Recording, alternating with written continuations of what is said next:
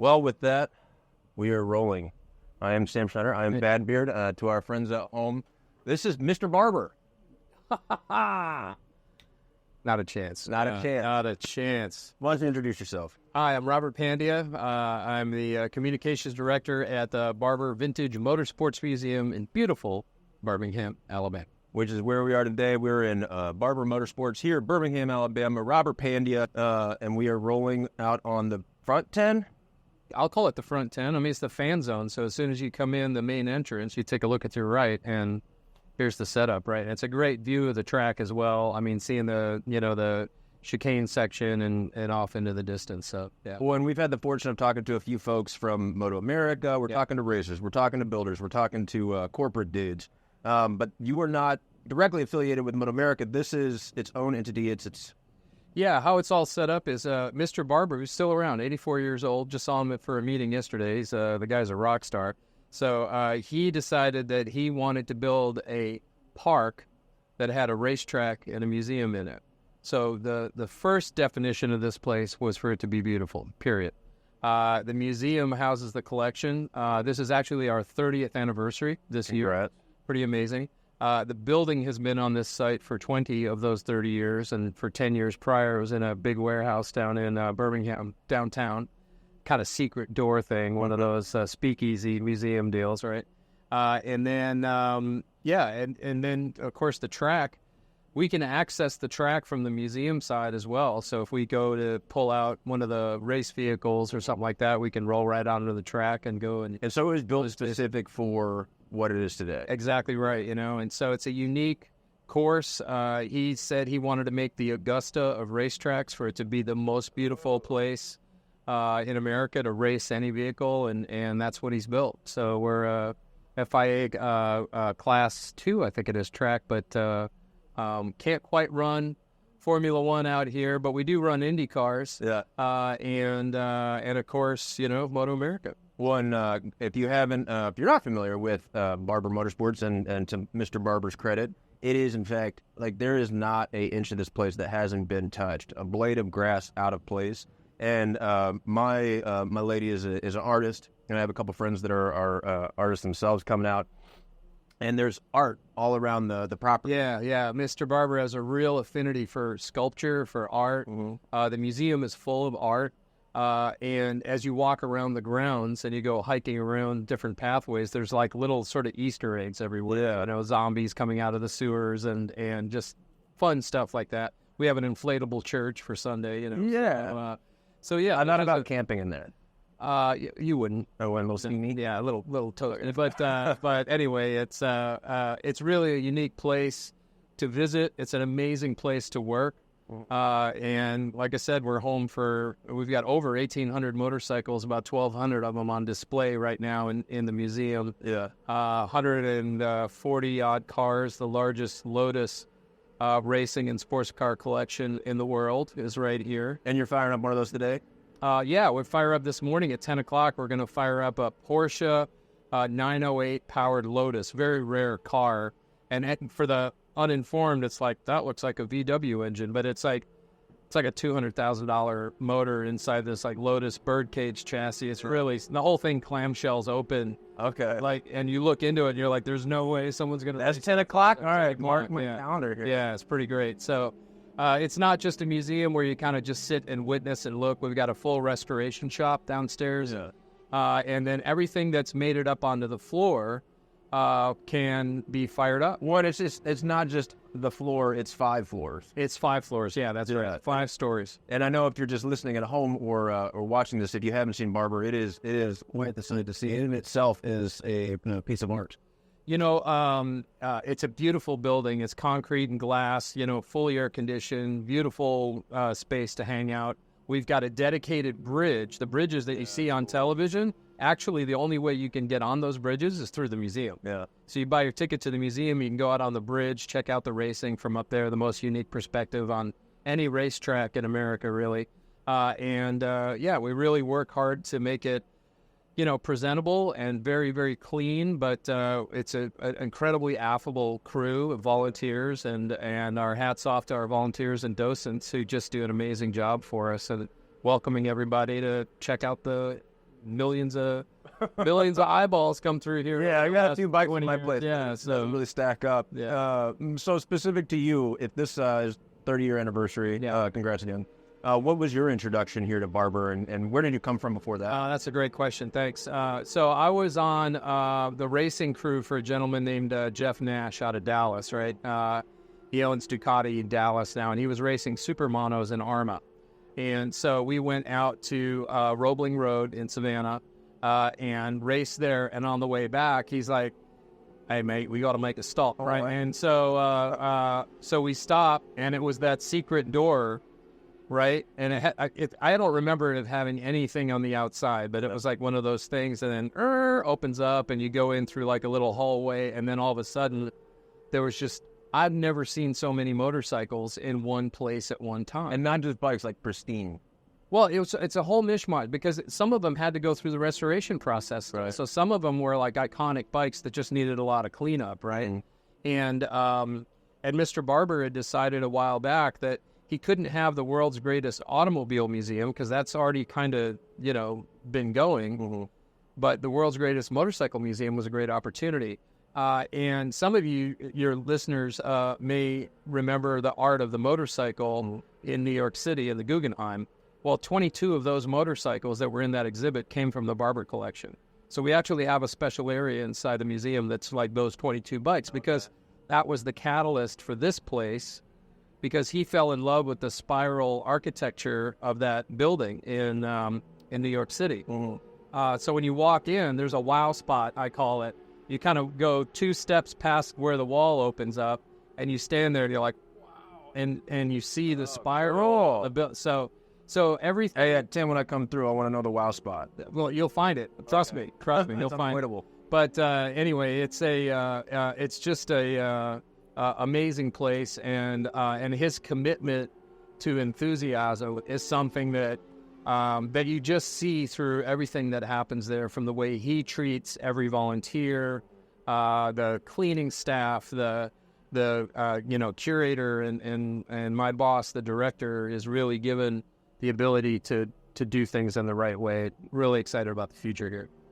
And so he's still, Mr. Barber, still on site every day? He's 84 years old, and he comes in, 2 to 3 times a week. He's there for our staff meetings, and I mean, his input is consistent, and we, once you get on with Barber, you begin to understand the way he thinks about stuff, and it's not about, people think it's just about shoveling money, and it's not about that at all. It's about what's the right thing to do, and what's the right thing to do as an enthusiast for enthusiasts, right? And that's really that's the drive for the whole place. So, well, with the pedigree as it is, and the name on the map of world's biggest, best motorcycle museum in the Guinness Book of World. Guinness. Oh, yeah. Well, they said it. We got the certificate. That's it. Yeah. How do you guys continue to level up your space, and equally, what do you guys forecast? Like, what is like your staff meetings where you're like, well, we've already achieved world's best. What's the moon look like? Like, what is that conversation? Well, I think that's the same sort of conversation you would have with a champion racer who's got the number 1 plate. Is like you work twice as hard to defend the number 1 plate. You don't rest on your laurels, right? So we continue to work hard. We just acquired the Roberts collection. So Kenny Roberts Sr.'s 1980 championship motorcycle is sitting in the restoration shop right now. Right next to it is Kenny Roberts Jr.'s 2000 championship motorcycle, the only father and son to win Grand Prix racing championship. Right. It's a huge deal, right? And that was the 2000 bike in particular was towards the end of the era of like analog racing, where there wasn't a big influx of digital in monitoring the bike, and it was really about the rider's connection to the crew, touch and feel, the machine, and that old school flat track feel for, and learning how to scrub the front tire going into corners and all that sort of stuff. And King Kenny was the master, absolutely, is the master of that. And so these bikes represent a real high point in that analog racing at its highest level. And it's amazing to go down in the basement. Currently, they're sitting down in the basement, which is open on race weekends, by the way. And you can go down and like lay your eyes on insane history, like right there. It's so cool. It is a time capsule. Yeah, so it's how do we get better? Is we just keep doing our jobs. Yeah, and the collection, we're going to be changing some stuff around, moving some things in and out. There's 1,800 bikes, about 1,200 on display. So there's a standby room full of like just headlights and. Is that on site? Mm-hmm. It is on site. That part's not open to the public. No. It's right within the whole. You got to imagine the fire suppression system and all that other stuff in here. No, this is a vault. Actually, like this kind of security. That's how we enter the building every day. Yeah, we got a helicopter, and it woke me up. Top opens up. We drop right. I go, Robert, you ready for your interview? Belay on, brother, belay on. Yeah, see you later. Well, then, what was the relationship with Birmingham? Like, I've passed through a handful of times, but specific to Barber is why I'm here. Yeah. Has that been a warm reception throughout, or are they just like, man, we're in full support of you guys, like, this is incredible? That's a great question. Over 20 years ago now, probably 25 or so years ago, Mr. Barber owned buildings downtown that the city wanted, okay?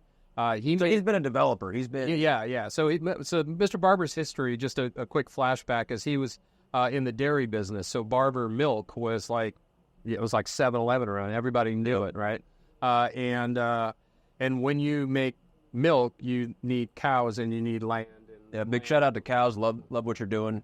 Yeah, keep it up. Yeah. It's just it turned into a land business, right? And he sold off the dairy brand and is all about the land thing. So he did a deal with the city where I'll trade you this building if you build me an intersection over here. And the exit is actually the town of Leeds. But when you exit off of Leeds, and by the time you get back through the driveway, you notice a sign, you're in Birmingham now, because it actually doubles back into Birmingham. So technically we're in Birmingham, but it's the Leeds exit. So he had that exit built, which begat the Bass Pro Shop that's right here, and the Buc-ee's. Everybody loves the Buc-ee's, and there's a big old outlet mall on the other side of the highway. And all of this area has grown because of Mr. Barber being a catalyst and seeing the vision for the future. So this was land owned by American Steel, and it was just like, just land. Yeah. And he had the vision of this racetrack and what the whole place could be. And it's the sort of thing that when you say it that many years ahead of time, people are like, that guy's nuts. It's like Spruce Goose level, like, no way. That's never going to happen. And then when you come through, right as you come through our entrance gate, the second you come through, you see how beautiful the landscaping is. It's like you're rolling into a nice subdivision outside of L.A. or something. It's so well thought out. Yeah. The layout is, and every little road and every little thing, you're just like, that makes sense. Yeah. It's like when it's done right is that you don't have to like, I would have. That's the history of this place. And one other like fun piece of trivia is when you drive around the perimeter road of the track, there's a RV level up there, and he saw that, when you come around, you're really going to see that hill. Mm-hmm. So I want that hill to look good, right? So he had not only the same cypress trees planted on that ridge line, like you see in Siena, Italy, right? Mm-hmm. He had clones. They're literally the same tree from each. All boom, boom, boom, boom, boom, all the way down. And on property, we have spare trees in case one gets hit by lightning or something. So it's that level of attention to detail that really marks this place as being fundamentally different from any racetrack in the world, I would say. And in the U.S., it's a crown jewel. A lot of people fly over the top of Birmingham on their way to, Daytona or going out to Atlanta or whatever. And we're only a couple hours from Atlanta. It's really, it's just we're 3 hours south of Nashville, so we're a lot further north than people realize. Yeah. And it's a great place. We're really proud to be here.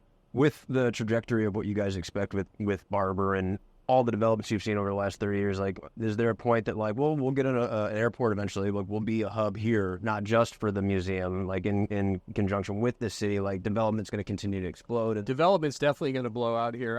What should I invest in now? I don't know. Milk? Dairy? Yeah, well, we're out of the dairy business. Can't speak to that. But, it's pretty hilly around here, so sticking an airport around here is really a challenge. Yeah, okay. And the Birmingham airport's actually not very far away from here, so I don't think we need to do that. But I think that there's definitely land cleared for different museum extensions for other businesses that are coming in and building around here. And again, using the museum and the park as a catalyst for this place is just been fantastic. So, well, then explain to me, because I don't know, what's the limitations of the track? If I hear Moto America talking about we need more superbike tracks, like, you know, the scale and level of World Superbike and all this, what is the limitation here, and what was the conversation? Was it just like Mr. Barber was like, I thought it would be, and then it wasn't? No, I think there's really, you know, there's no limit. We're only sitting on like 240 acres of the almost 900 that is the entire property, right? So there's room to grow stuff if we want to, without a doubt. And you can build a track that's bigger, that has even more runoff room and starts to get into, like, you know, is that what Coda level thing? Right, where you need like if vehicles are going faster, you need more runoff. Right. Well, now your audience is that much further back. Yeah. So there's a balance between the intimacy of the visitor's experience and building a track that's entertaining for racers. Mr. Barber was a racer. He used to go to Europe and race. A bunch of his race cars are in our collection, obviously. So he used to race in the 60s and stuff. Became friends with Colin Chapman from Lotus. That's where the whole Lotus connection came from. Sir John Surtees, the only guy to win a championship in a F1 category and motorcycle on his MV Agusta. Well, both of those vehicles are in our collection. They're nowhere else. They're right here. And so that level of commitment, that level of drive helped create the track design. Because this is a European-style track. There's no grandstands. Did you notice? Right. So when you get out here, you need to bring some good, comfy shoes. You're going to walk around a little bit, and then bring a folding chair, sling it over your back, and you just plop your chair down inside the trees. There's spots, I tell you. There's spots where they're familiar. They know where the trees are exactly the right length for a hammock, and they'll string a hammock up. And well, that is part of watch the fun here, and just the few times I've been is you don't see a place where you can't sit. Right, surrounding, and even where we're at here in the vendor section, folks are set up right outside my trailer here with tents and all the things, and so it's a very welcoming atmosphere. And again, credit to your docents and volunteers. Everybody's always super friendly, coming and going in any direction. When you started working here, what was it like as far as like the pedigree, was it like going to school? Because you spit off names, facts, and figures so well. Was there like an introduction to Barber? You're going to need to know all of this information, like a college course? Well, in all transparency, please. I started working here 3 months ago. Oh, excuse me. Okay. What? I heard you went behind the secret door. I did go behind the secret door. That planted the seed. Right, but that's where I was like, that's where the Barber name, that and the Arma racing team was like part of me as an enthusiast from that point on. So between then and getting to be this guy, I was the PR manager for Aprilia. I overlapped that with Moto Guzzi.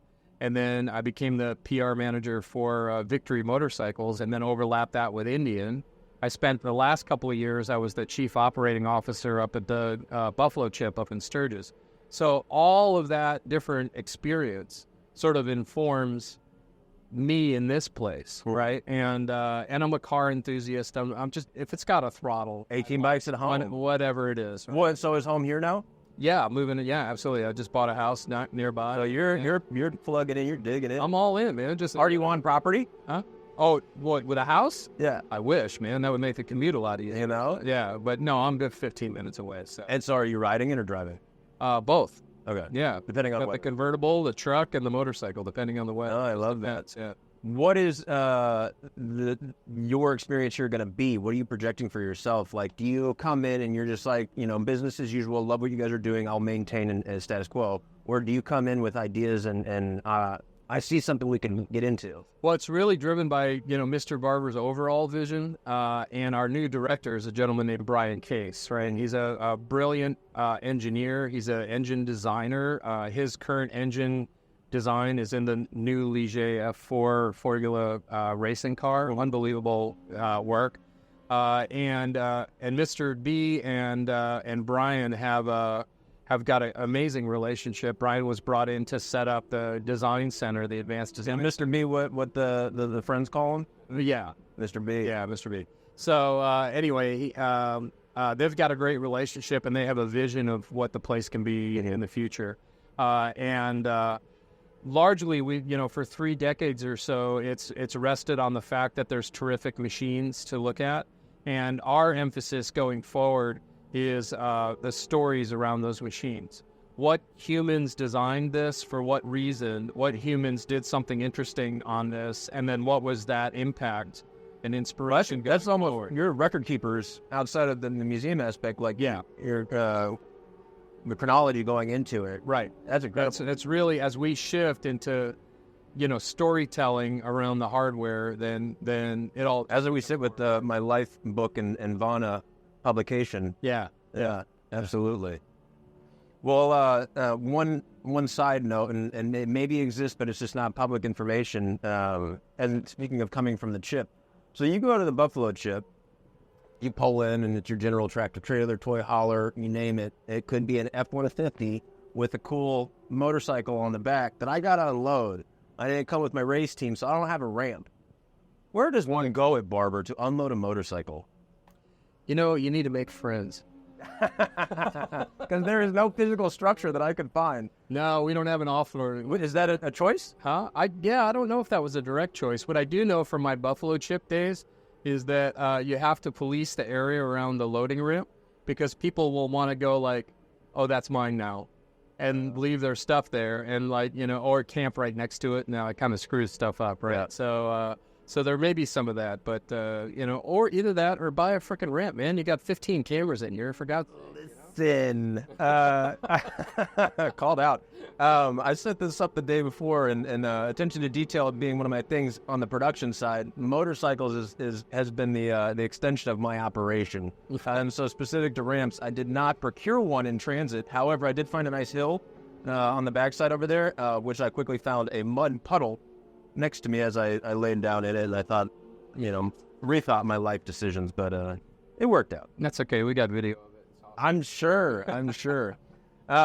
So I really appreciate you coming out, Robert Pandya. I probably have a lot more questions, but I know your time is valuable. So what I would love for you to do is go mobile, grab a camera, come visit us in the museum, walk around, take a look at some stuff. Love to show you some of that stuff. Maybe introduce you to our museum director at the same time. Yeah, absolutely. Give you a little bit more depth and detail. But it's the kind of place that you search it online and you go, oh, that looks really neat. But when you walk into the space and you're just hit with the history and the inspiration from your youth, oh my God, there's that bike that I always wanted, or that bike I used to have. It really gets inside of you. Yeah.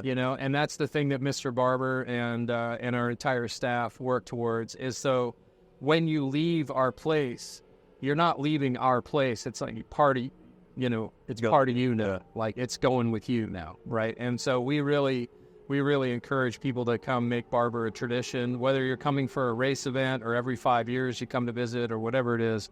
Make it just part of a tradition and always feel welcome. Yeah, one credit to the team here and then Mr. Barber's vision.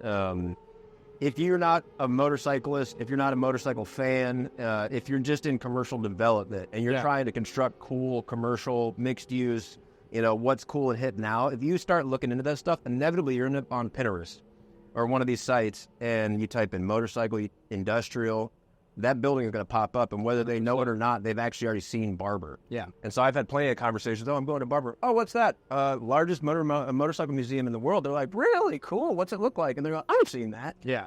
It's 9 times out of 10. It's a place. It's the place to be. Well, again, I appreciate your time, and I will definitely come to your WOW spot and hopefully meet some of your friends. And then likewise, I'm only 2 hours away, so if you guys ever need this here, maybe just back it in, over in... Move back it in. We'll find the extension cord so we can plug in the air conditioning. That would be good. Yeah. But I'll definitely be over hopefully at 10 o'clock to see that Lotus fire up, and we'll continue the conversation. Awesome. Thanks for being out of here. This is a time for you to tell our followers, anyone, something specific about you and that one or that one. Well, I tell you what, about me, that doesn't matter. I'm just a fortunate guy. Nice. Get to do it. That doesn't matter. So I'm a gearhead, and this place is made for gearheads. It is staffed by gearheads. And if you think that Birmingham, Alabama doesn't have something to offer you, you're completely wrong. I will tell you that. And it is a beautiful place with a lot of history in the city, American political history here, fantastic food here, great hosts all over the place. And we just love it. And we invite you to come visit. Well, with that, folks, thanks for watching, and stay tuned. More to come. See y'all. That was it. Thanks, brother. Oh, Appreciate the opportunity. man, I even had, you mentioned just even some of those, political ramifications, and there's so much history in this city and town after 30